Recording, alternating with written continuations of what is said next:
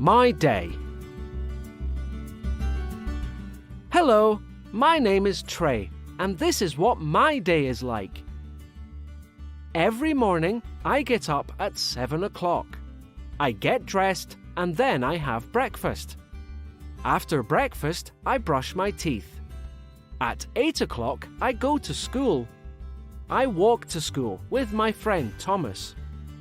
Lessons start at 9 o'clock, and at 12 o'clock, we have a big break.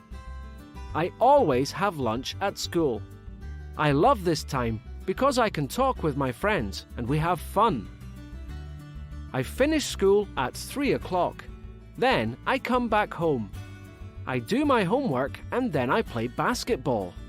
Basketball is my favorite sport, and I play every Tuesday and Thursday. After basketball, I go home and have dinner at 8 o'clock in the evening. After I have dinner, I usually watch TV. Sometimes I play video games. I go to bed at 10 o'clock every night. What's your day like? What do you do in your free time?